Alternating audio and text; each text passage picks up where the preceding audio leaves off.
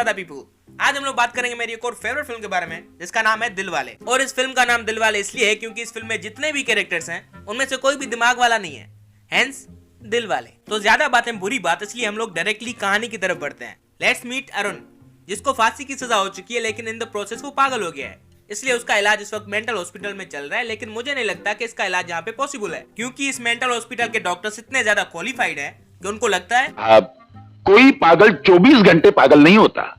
अबे पागल है वो, उसकी कोई जॉब नहीं है कि 9 से 5 तक पागल रहेगा फिर ठीक हो जाएगा, संडे अलग से ऑफ मिलेगा उसको। मतलब मेरे भाई, अगर तुम डॉक्टर बने हो तो तुम्हें ये तो मालूम होना चाहिए ना कि डॉक्टर्स किस तरह बात करते हैं। वेल लीव देम, हम लोग अरुण पे वापस आते हैं। तो अरुण वैसे तो पागल है, लेकिन वो पूरा पागल बन जाता है जब वो पूरा चांद देख लेता है। और ये बात इन डॉक्टर्स को भी पता है, लेकिन इतनी अकल नहीं है कि उसका कमरा ही चेंज कर लो, या एटलीस्ट उसके कमरे की खिड़की तो बंद कर दो। वेल ये सब तो इसी तरह चलता रहेगा। हम मिलते हैं इंस्पेक्टर विक्रम सिंह से, जिसको अरुण का केस दिया जा रहा है ताकि वो हैंडल करे। लेकिन अदालत की सजा होने के बाद ये क्या हैंडल करेगा ये मुझे समझ नहीं आई।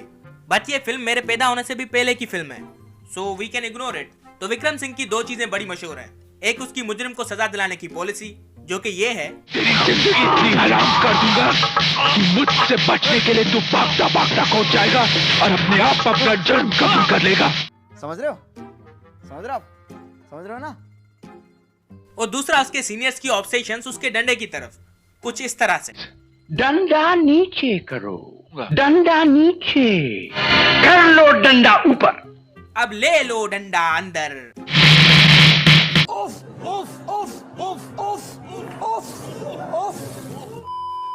तो केस मिलने के बाद विक्रम अरुण से मिलने जाता है। और अगर आपको याद हो कि अजय देवगन की पिछली फिल्म जिस पे हमने वीडियो बनाई थी, उसमें उन्होंने लाइब्रेरी की पूरी किताबें पढ़ डाली थी। पढ़ने का शौक था, सारी किताबें पढ़ डाली। और यहाँ पर पागल होने के बावजूद भी उन्होंने कुछ ऐसा ही कारनामा सरंजाम दिया है। इसने बैठे बैठे पूरी टेलीफोन डायरेक्टरी याद कर ली है। यार मतलब फेंकने की भी कोई हद होती है। वेल फिर हमें बताया जाता है कि अरुण की एक माँ भी है जो पूरा दिन मंदिर के बाहर बैठ के आने जाने वाली गाड़ियों पे नजर रखती है। और इस मसरूफियत के बीच में जब उनको एक दिन टाइम मिलता है तो वो बेहोश हुए अरुण से मिलने जाती है और उससे कहती है, अरुण उठो, अपनी माँ की बेइज्जती का बदला लेना है तुझे अरुण। वैसे this lady has got no chill. हाँ बेटा पागल हो गया है, बेहोश पड़ा है, उसको बोल रही है बदला लेना है तेरे को। वैसे ऐसा हमें लगता है, इंस्पेक्टर विक्रम को कुछ और ही लगता है। वो इस केस में इतना इंटरेस्टेड हो गया है कि अब उसको सारे काम छोड़ के अरुण के पास्ट के बारे में जानना है। इसलिए वो ऑल टाइम फ्री मंदिर में बैठी अरुण की माँ के पास जाके उसकी चापलूसी करता है, ताकि उसको पता चल सके कि अरुण का फ्लैशबैक क्या था। और वो आंटी जी तो बैठी इस इंतजार में थी कि कोई आए और उसके साथ इनको चुगली करने का मौका मिल सके। So the flashback starts. तो पागल होने से पहले अरुण अपने दोस्तों के ग्रुप में से वो वाला दोस्त था जिसको हमेशा शायरी करने का कीड़ा करता है। फानूस बनकर जिसकी हिफाजत हवा करे वो शम्मा क्या? अरे क्या यार, क्यों आज की शाम को यूं ही लपेटे जा रहा है? और उसकी शायरी में आ जाता है वजन जब एक पार्टी में उसको दिखती है सपना, जो उसको पहली मुलाकात में ये वाली स्माइल देती है। और ये वाली स्माइल देखने के बाद दुनिया का कोई लोंडा नहीं रुकने वाला। लेकिन सपना एक अमीर लड़की और अपना अरुण तो बहुत गरीब है, which is the case in almost every love story of 90s। तो किसी को फर्क तो नहीं पड़ना चाहिए ना, बट फर्क पड़ता है सपना के मामाओं को, क्योंकि उनकी नजर है सपना की दौलत पे और उसके लिए उन्होंने एक लड़का भी पसंद किया जिससे सपना को शादी करनी है। और वो लड़का ये है।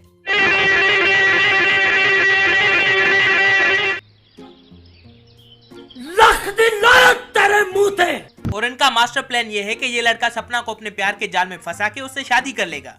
अब इनका प्लान कामयाब हो भी सकता था अगर ये किसी अच्छे लड़के को पसंद करते, बजाय इस ओवर एक्टर के जो सपना के साथ पहली ही मुलाकात में ये हरकतें करता है। चोटी के नीचे क्या है, चोटी के अंदर क्या है? अब अरुण उसको लित्तर मारेगा ताकि सपना को इम्प्रेस कर सके, और अगले ही सीन में इन दोनों को प्यार हो जाता है। और इन दोनों के बारे में जब सपना के मामा को पता लगता है तब वो अरुण को एक मर्डर केस में फंसा के अंदर करवा देता है। साथ ही उसकी माँ को मारने की धमकी देके उसे कबूल करवा लिया जाता है कि वो मर्डर उसी ने किया है। लेकिन अरुण को पता है कि सपना उससे प्यार करती है, इसलिए वो उसका यकीन जरूर करेगी।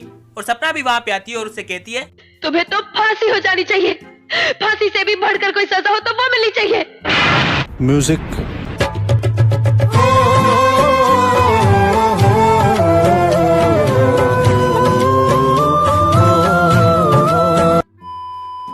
और अरुण को वाकई फांसी की सजा दी जाती है, लेकिन सपना की उस बात को बार बार सोचने की वजह से वो पागल हो जाता है और इस तरह से ये फ्लैशबैक खत्म हो जाता है, जो विक्रम सिंह को इतना पसंद आया कि अब वो अरुण को अपने साथ लेके जाना चाहता है ताकि उसे सिक्योरिटी मिल सके।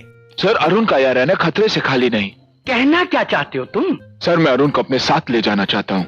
वैसे भी वो सुनील शेट्टी जी हैं, कोई भी चीज दिखा दो वो तो उनको चाहिए होती है। क्या माल है यार। तो उसे अरुण को घर लेके जाने की परमिशन मिल जाती है और घर जाते ही अरुण की बैग से उसको मिलती है सपना की photo. And you know what, वो ऑलरेडी सपना से प्यार करता है।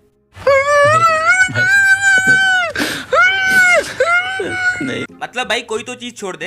वेल जस्ट इमेजिन, अगर ये यहाँ पे धड़कन वाला देव बना होता तो इस पागल का क्या हाल करता है ये।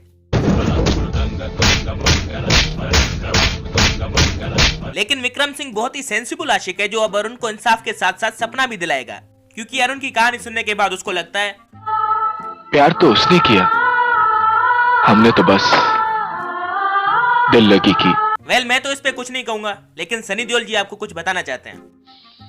इस पेशे को भड़वागिरी कहते हैं। तो इसी पेशे को कंटिन्यू रखते हुए विक्रम सपना को सारी हकीकत समझा देता है और साथ ही अरुण जिसे वो सिक्योरिटी देने के लिए अपने घर पे लेके आया था उसको पूरा शहर घुमाने लगता है। इसी तरह घूमते घूमते अरुण को कुछ विलन्स देख लेते हैं और उसकी पिटाई कर देते हैं। एंड यू नो व्हाट, उस पिटाई से अरुण का पागलपन ठीक हो जाता है। मतलब फिर मेंटल हॉस्पिटल में हमें डॉक्टर्स की जगह गुंडे रखने चाहिए ना, सारे पेशेंट्स भी ठीक हो जाएंगे और दवाई का खर्चा भी बच जाएगा। यार माना कि आपने फिल्म की स्टोरी बहुत लंबी कर ली है और आपको पूरी करनी है, लेकिन कुछ लॉजिकल ही डाल देते हैं। चले हम स्टोरी पे वापस आते हैं। तो अरुण के ठीक होने के बाद अब उसकी फांसी का टाइम है, लेकिन विक्रम उसे हॉस्पिटल से ही भगा देता है ताकि वो अपना बदला पूरा कर सके। अरुण वहां से भागने के बाद पहले तो सपना के साथ पैचअप करता है, फिर अपने हिसाब से विलन से बदला लेना शुरू करता है। और इसमें इतनी अकल नहीं है कि इतनी सारी बिल्डिंग्स जो जलाते हुए जा रहा है उसमें सिर्फ सामान विलेंस का था, प्रॉपर्टी सपना की ही थी, तो खुद का नुकसान कर रहा है चूतिए। वेल तुम्हारी मर्जी, हमारा क्या जाता है। तो 90s की हर फिल्म की तरह सारे विलन्स एक ही छत के नीचे आ जाते हैं और ये दोनों भी वहीं पर हैं। तो वही होता है जो होना चाहिए, ये एक एक करके सारे विलन्स को मार देते हैं।